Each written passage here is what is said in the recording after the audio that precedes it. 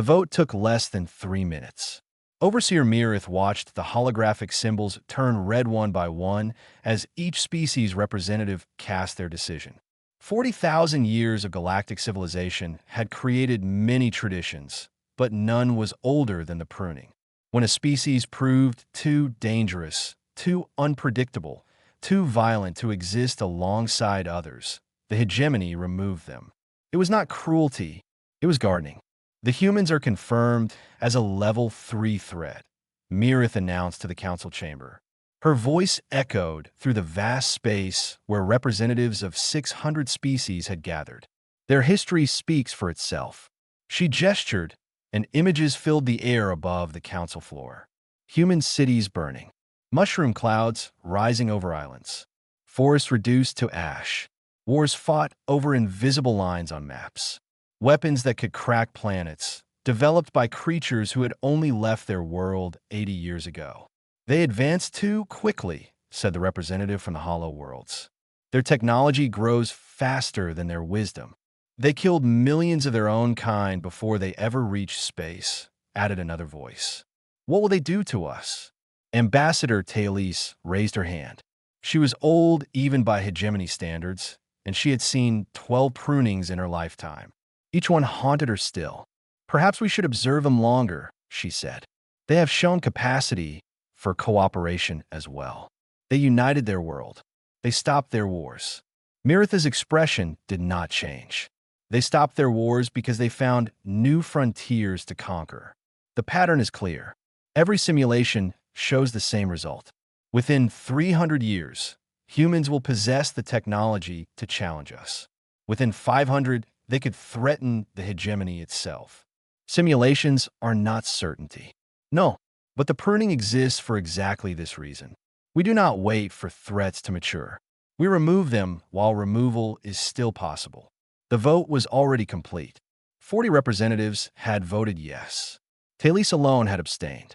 None had voted no. It is decided, Mirith said. Grand Admiral Salvan will command the cleansing fleet. In a private chamber far from the council floor, Salvan received the orders with something close to boredom. He was the most decorated military commander in hegemony history, veteran of 3 prunings and countless smaller conflicts. The humans would be his 4th cleansing, and he expected it to be the easiest. 3,000 ships, his aide reported. Enough firepower to shatter their world 10 times over. Wasteful, Salvan replied. But the council enjoys its displays of overwhelming force. How long until we reach their system? 8 standard cycles and maximum speed. Salvan nodded. He pulled up images of Earth on his personal display. A small blue world covered mostly in water. Primitive orbital stations. A handful of warships that would not survive the first volley. The humans had spread to 2 nearby systems, but their colonies were small and weak. This would be simple work. They have accomplished much for such a young species, his aide offered.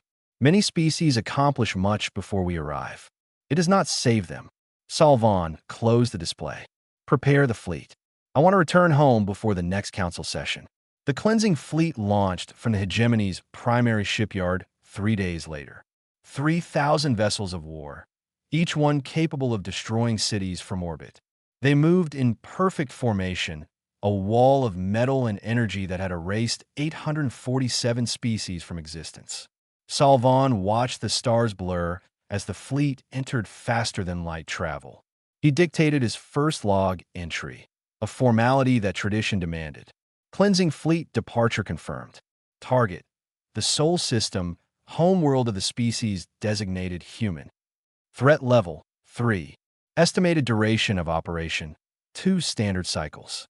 Historical significance: minimal. The humans will join the others we have removed from the galaxy. Their brief existence will be forgotten within a generation. Their worlds will be sterilized and repurposed for hegemony use. This is the way of things. This is how peace is maintained. He ended the recording and retired to his quarters. Sleep came easily. He had done this many times before, and he would do it many times again. The humans were simply another problem to be solved, another weed to be pulled from the garden. 8 months away, on a small blue world, An alert flashed in a command center buried beneath the Pacific Ocean. Admiral Yuki Tanaka read the notification twice before allowing herself to react. Long-range sensors had detected the fleet at the edge of known space. The trajectory was unmistakable. The size was exactly what the models had predicted. She picked up her communicator and spoke 3 words that had been rehearsed for 2 centuries. Begin Veil Protocol. Across Earth and its hidden colonies, humanity began to move. Not in panic, not in fear, but with the quiet precision of a species that had been waiting for this moment since before their grandparents were born. The hegemony thought they were coming to erase a primitive world. They had no idea what was waiting for them. 200 years of secrets lived in the rock beneath the ocean floor. Dr. Ravi Sharma walked through corridors that did not exist on any official map. The facility stretched for kilometers in every direction, filled with technology that humanity had never revealed to anyone. Not their allies, not their enemies, not even most of their own governments. He reached the main briefing room, where Admiral Tanaka waited with General Paulo Reyes and a dozen military leaders from Earth's Hidden Defense Council. The fleet is 8 months out, Tanaka said without greeting. 3,000 ships. Exactly what we predicted. Reyes slammed his hand on the table. We should evacuate. Move the population to the colony worlds. Scatter before they arrive. And then what? Tanaka asked calmly. They will follow.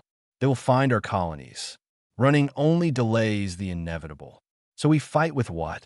Our visible fleet would not last 5 minutes against that armada. Sharma stepped forward. General, our visible fleet was never meant to protect us. He activated a display that showed Earth's public defenses. A few dozen warships, some orbital stations, planetary shields that could withstand perhaps a day of bombardment. To the hegemony's sensors, humanity appeared exactly as vulnerable as they expected. 200 years ago, Sharma explained, we intercepted a transmission, a hegemony death sentence being carried out on a world called Vestan 4. We watched an entire civilization burn while they begged for mercy that never came. The images on screen shifted to ancient recordings. Alien ships filling the sky, cities turning to glass, a species screaming into the void as they died. We realized then that we would eventually face the same fate. The hegemony does not negotiate with species they consider threats. They do not offer terms. They simply erase. So we prepared, Tanaka continued. Every visible advancement humanity made was carefully controlled. We showed the galaxy exactly what we wanted them to see. A young species, aggressive but primitive, dangerous enough to warrant attention, but not dangerous enough to require immediate action. And the real technology? Reyes asked. Sharma smiled. The real technology is why you are standing in a facility that can survive a direct nuclear strike. It is why we have colonies the hegemony has never detected. And it is why that fleet will never fire a single shot at Earth. He changed the display again. Complex equations filled the screen, diagrams of space folding in on itself. We call it displacement technology. The hegemony believes that faster-than-light travel is the pinnacle of spatial manipulation. They are wrong. Space can be folded, compressed, redirected, and anything within that space can be moved to somewhere else entirely. You're saying we can teleport their fleet? Not teleport. Displace. Move them to a location of our choosing. Somewhere they cannot return from without our permission. The room fell silent as the implications sank in. You have tested this? Reyes asked. Extensively. We have been preparing for this day longer than any of us have been alive. Our grandparents built the foundations.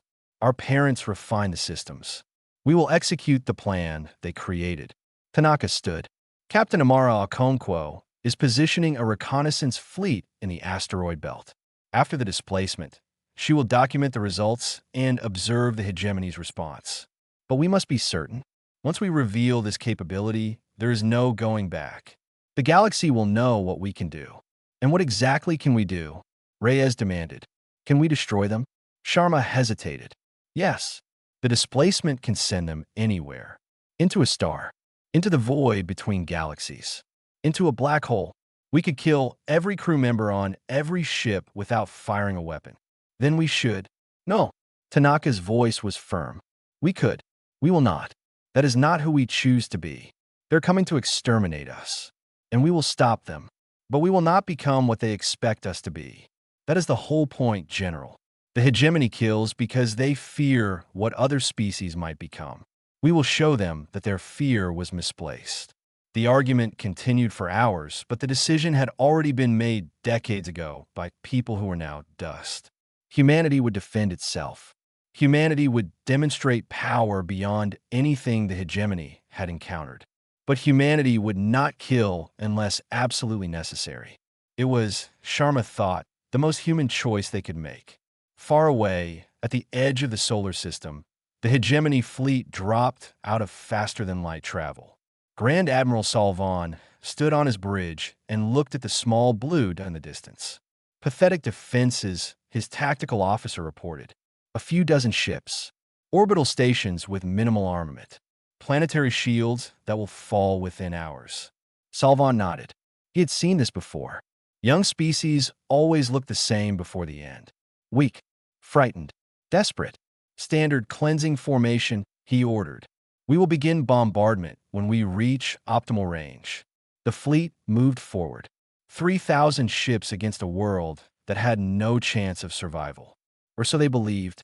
Grand Admiral Salvan had already written his victory speech. He stood at the center of his flagship's command deck, watching Earth grow larger on the main view screen. The planet looked peaceful from this distance. Blue oceans, white clouds, green continents where billions of humans lived their final hours without knowing what was coming. Optimal firing range in 4 minutes, his weapons officer announced. All ships report ready, tactical added.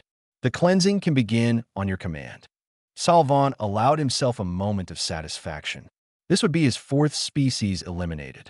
His name would be carved into the hegemony's eternal records alongside the greatest military commanders in history. Future generations would study his campaigns and marvel at his efficiency. Signal all ships, he ordered. Begin charging primary weapons. We fire on my mark. Across the fleet, 3,000 warships prepared to end a civilization. Energy built in massive cannons.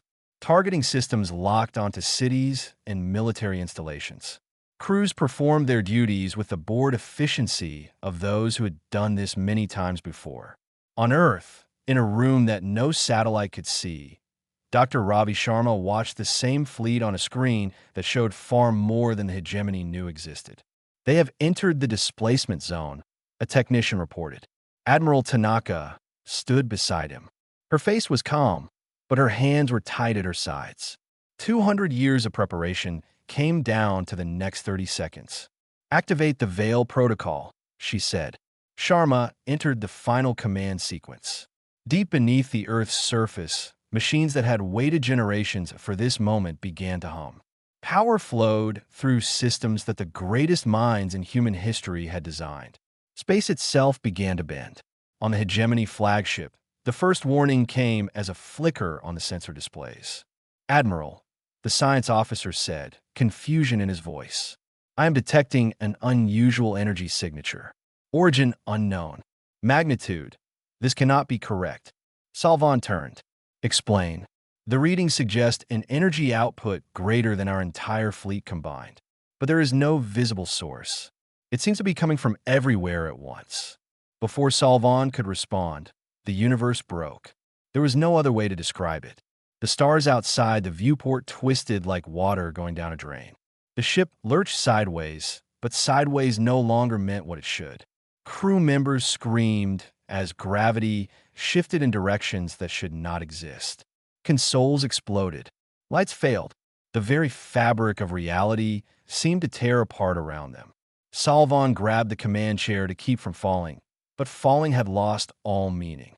He saw his tactical officer drift past him, moving in 3 directions at once.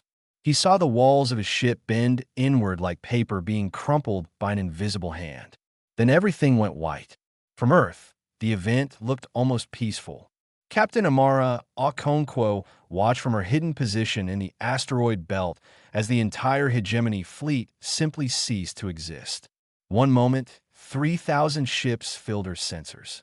The next moment, there was nothing but empty space and fading radiation. Displacement confirmed, her sensor officer reported, voice shaking. No hegemony vessels remain in the system. Okonkwo released a breath she had not realized she was holding. Any debris? Any survivors? Scanning now. A pause. Wait, I am detecting something. One ship, partial signature.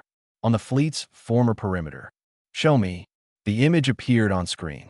Half a ship, torn apart as if something had bitten through it.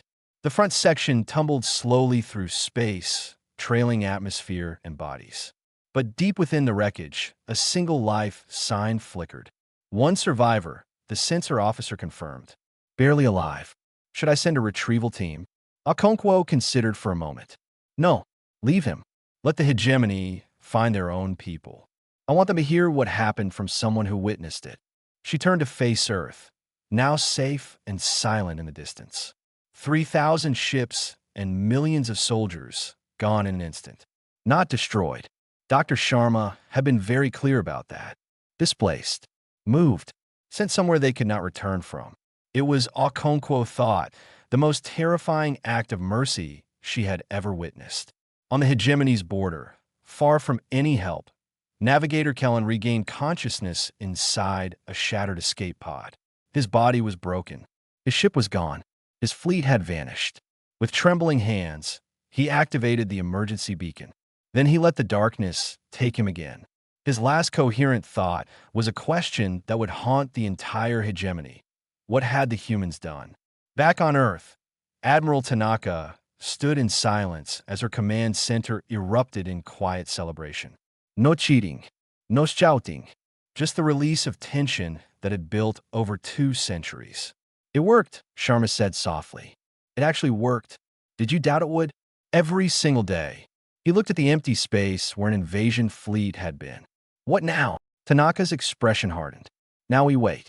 The hegemony will come looking for their fleet. They will find nothing but questions. And then they will have to decide what to do about a species that can make 3,000 warships disappear without a trace.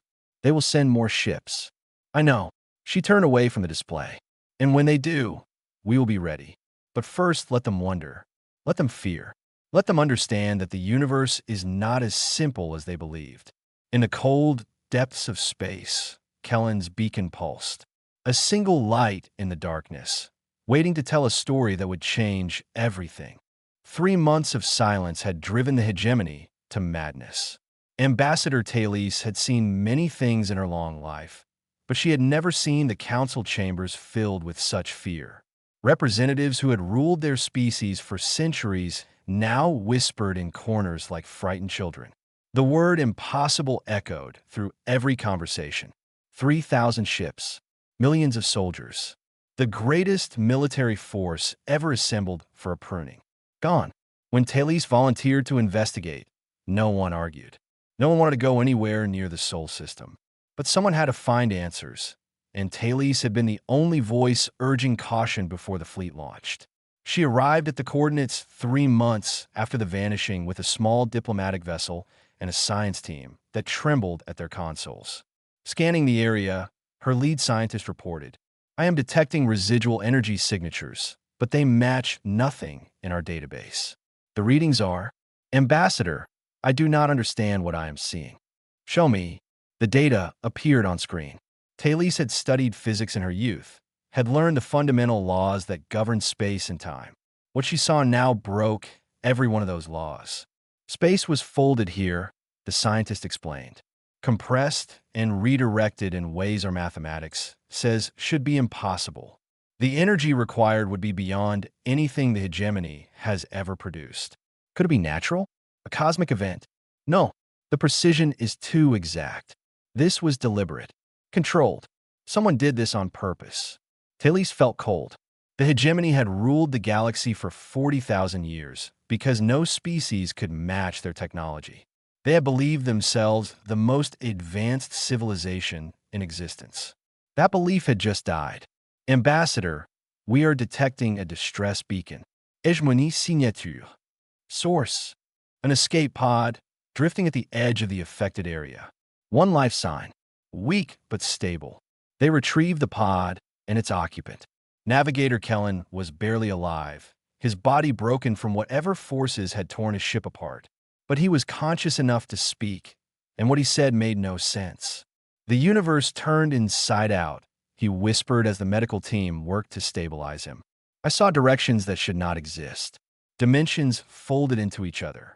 Our ships were pulled into something, somewhere else. Not destroyed. Moved. Moved where? Kellen's eyes were wild with remembered terror. I do not know, but we are still there. All of us. Alive but trapped in a place we cannot escape. The scientists analyzed his testimony for days. They compared it to the energy readings. They ran simulations that failed over and over. Displacement technology, one finally concluded. The humans have developed a way to move objects through folded space. Not teleportation as we understand it. Something far more advanced. Thales sat alone in her quarters that night, reviewing everything the hegemony knew about humanity. Their wars, their rapid advancement, their strange combination of violence and compassion. The Council had seen them as primitive, dangerous, a threat to be eliminated. They had been wrong, so terribly wrong. She drafted her message carefully, knowing that the words she chose might determine the fate of billions. To the Hegemony Council, my investigation is complete. The cleansing fleet was not destroyed. It was displaced using technology that exceeds our capabilities by an unknown margin. The humans possess power we cannot match and cannot defend against. I recommend immediate cessation of all hostile action. Further attacks will only provoke a response we cannot survive. The humans are not what we believed. They may be the most dangerous species in the galaxy, and we have given them every reason to destroy us. Our only hope is that they choose not to. She sent the message and waited. Far away, Captain Okonkwo observed the hegemony investigation through sensors they did not know existed. She transmitted everything back to Earth, where Admiral Tanaka and Dr. Sharma watched with growing concern. They found Kellen, Okonkwo reported. He is telling them about the displacement. Good, Tanaka replied. Let them understand what happened. They are terrified, Admiral. I have intercepted their communications. Some are calling for retreat. Others are demanding a larger fleet. They do not know what to do. Sharma spoke up. We should prepare for both possibilities. If they choose war, we need to be ready. We are ready. Tanaka's voice carried the weight of 2 centuries of preparation. But I hope it does not come to that. Why? Okonkwo asked. We could end them. Send their homeworlds into the void. Scatter their fleet across the universe. They tried to exterminate us. Why should we show restraint? It was the question that had haunted humanity's planners for generations. They had built weapons that could crush civilizations. They had the power to become exactly what the hegemony feared. Tanaka answered slowly. Because revenge is easy. Mercy is hard, and the hard choice is usually the right one. They will see mercy as weakness. Some will, but others will see something else. A species strong enough to destroy them, choosing not to. That is not weakness. That is power they cannot comprehend. Sharma nodded. The hegemony rules through fear. They have never encountered a species that could make them afraid. We have a chance to break the cycle, or we will be destroyed for trying, Okonkwo said. Perhaps. Tanaka turned away from the screen. But I would rather die trying to change the galaxy than survive by becoming monsters. The decision, for now, was made. Humanity would wait. Humanity would watch. And humanity would hope that mercy was stronger than fear. Overseer Mirith had not survived 10,000 years by showing weakness. She read Ambassador Talus's report 3 times, then deleted it without forwarding to the Council. The message was clear: surrender. Accept defeat. Bow before a species that should have been erased. Unacceptable. Assemble a second fleet, she ordered her military advisors. 10,000 ships. Every vessel we can spare. We will burn that world to ash and scatter the remains across the void. Overseer, one advisor dared to speak. The first fleet had 3,000 ships. If the humans could displace that many, then we will overwhelm their systems. No technology is unlimited. They stopped 3,000 ships. Let us see them stop 10,000. The second fleet began assembling. Word spread through the hegemony, and fear spread with it. Species that had been loyal members for millennia suddenly questioned whether they had chosen the right side. The humans had not fired a single shot, and already the foundations of galactic civilization trembled. On Earth, Admiral Tanaka received the intelligence with grim resignation. "They're not stopping," General Reyes said. "This Mirith will not accept anything less than our destruction. Then we must give her something else to consider." Tanaka turned to Dr. Sharma. "You said the first fleet was not destroyed. Where exactly are they?" Sharma pulled up the displacement data. "A stable pocket dimension. Think of it as a bubble in space-time separate from normal reality. Time flows differently there, but the ships and crews are intact. They have been there for 3 months our time, but for them it has been closer to 3 years. Can we bring them back?" "Some of them. We designed the system with retrieval capability, but it requires precise calibration." Tanaka nodded slowly. "Then we send a message. Not words. Something they cannot ignore." 2 weeks later, Grand Admiral Salvan's flagship appeared in the heart of hegemony space. It materialized without warning above the Council world, triggering every alarm in the system. Defense fleet scrambled, weapons locked. For one terrifying moment, the hegemony prepared for war with an enemy that had somehow appeared in their most protected location. Then the ship broadcast a signal requesting communication, and Salvan's face appeared on every screen. He had aged, 3 years trapped in a dimension without hope, without rescue, watching his crew slowly lose faith. His once proud bearing had crumbled. His arrogance had burned away. What remained was a broken old man who had seen something that shattered everything he believed. "I bring a message from Earth," he said, and his voice cracked on the last word. "The humans could have killed us. Every ship, every soldier. They have the power to send us into the heart of a star, to scatter us across the empty void between galaxies. They chose not to." The council chamber fell silent. "I have spent 3 years in a prison of their making.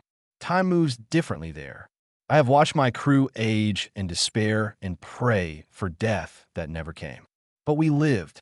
We lived because the humans decided that our lives had value, even though we came to end theirs." Salvan's image wavered as emotion overwhelmed him. "They could destroy the hegemony. They could turn your homeworlds to dust. They could erase us from existence the way we have erased so many others. But they sent me here instead, with this message. We choose not to. Do not make us change our minds." He paused, and when he spoke again, his voice was barely a whisper. "I have served the hegemony for 800 years. I have commanded fleets and conquered worlds and carried out 12 cleansings. I believed we were just. I believed we were necessary. I believed we were strong." He looked directly into the camera. "The humans showed me what true strength looks like. It is not the power to destroy. It is the power to destroy combined with the choice to spare. We have never understood this. We have killed because we could, because we feared what others might become. The humans fear nothing, and yet they showed mercy to those who came to murder them. I will not fight them again. I cannot. And if you are wise, neither will you." The transmission ended. The council erupted into chaos. Overseer Mirith screamed for order, while representatives demanded answers and military commanders argued about the fleet still being assembled. But in the back of the chamber, Ambassador Taylor smiled. She had been right. The humans were not what anyone believed. They were not monsters. They were not primitives. They were something the hegemony had never encountered, a species strong enough to be merciful. The second fleet never launched. Mirith fought for weeks, but support crumbled around her. Species that had supported the pruning for millennia suddenly questioned its necessity. If the humans could show mercy after facing annihilation, what did that say about the hegemony's own choices? Cracks spread through the empire. 14 species filed petitions to leave. Others demanded reforms. The foundation of 40,000 years of rule began to shake. And on a small blue world, humanity watched and waited. "They are changing," Captain Okonkwo reported. "Not quickly, not completely, but changing." Admiral Tanaka allowed herself the smallest of smiles. "Then maybe this will work after all. And if it does not," Tanaka looked at the stars beyond her window, "then we will do what we have always done. We will adapt. We will survive. And we will keep showing them who we really are." The universe was about to learn that humanity's greatest weapon was not destruction. It was hope. 1 year after the vanishing, a hegemony shuttle entered Earth's orbit for the first time in history. Ambassador Thales looked through the viewport at the world that had terrified the most powerful civilization in the galaxy.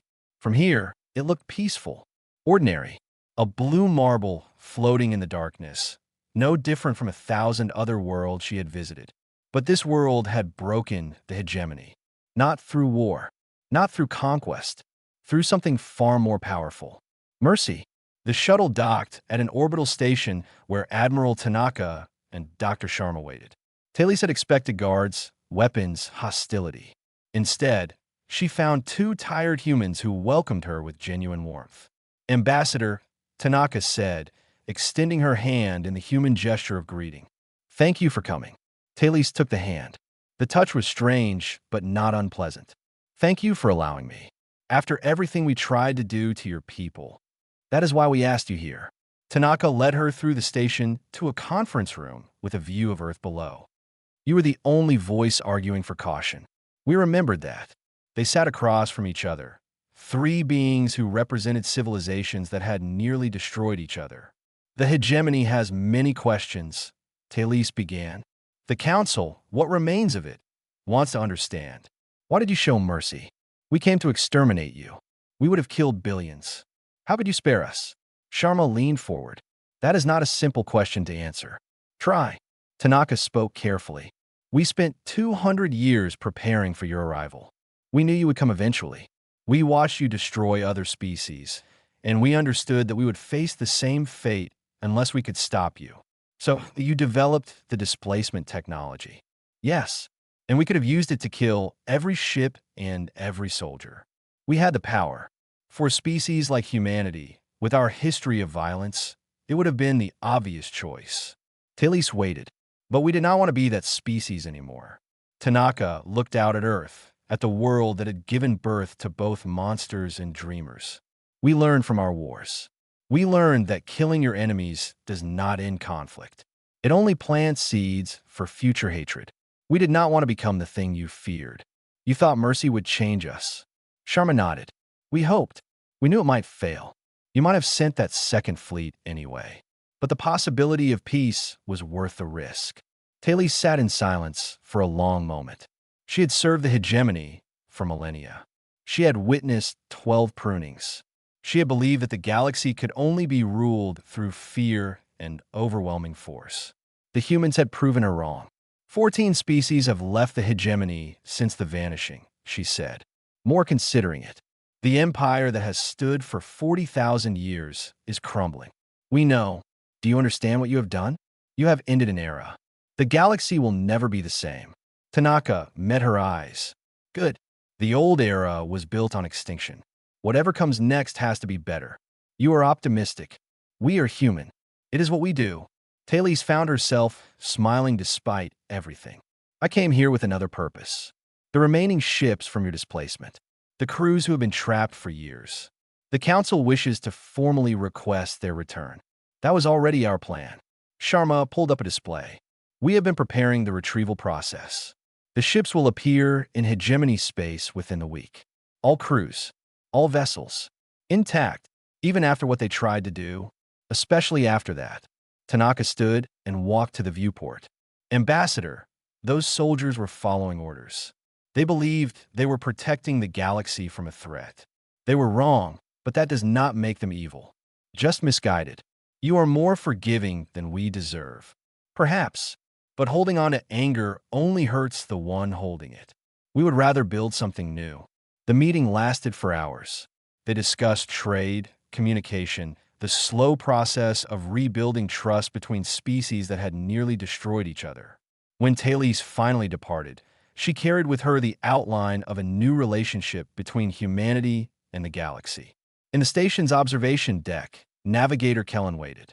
He had requested assignment as a liaison to Earth, the first hegemony officer to voluntarily serve alongside humans. His superiors had questioned his sanity. He had simply smiled and said nothing. Now he watched the young officers of both species preparing for a joint exploration mission, the first in history. "You survived the displacement," a young human ensign said to him. "What was it like?" Kellen considered the question. "Terrifying. I thought I would die. I thought we all would. But you did not." "No, because your people chose to let us live." He watched the mixed crew work together, human and hegemony side by side. "I've spent my entire life believing that strength meant the power to destroy. Your species showed me that true strength is the power to destroy combined with the choice not to." "Is that why you wanted to serve here?" "I wanted to understand. And I think I'm beginning to." Later, Admiral Tanaka stood alone in her office, watching the shuttle disappear into the distance. An aide approached with a question that had been asked many times over the past year. "Admiral, do you regret it? Showing mercy when you could have ended the threat permanently?" Tanaka thought of the centuries of preparation, the generations who had worked and died building the technology that could have destroyed an empire. They had created the ultimate weapon, and then they had chosen not to use it. "We spent 200 years becoming strong enough to spare our enemies," she said. "That is what makes us human." Outside, the stars stretched on forever. And somewhere among them, for the first time in 40,000 years, a galaxy began to hope.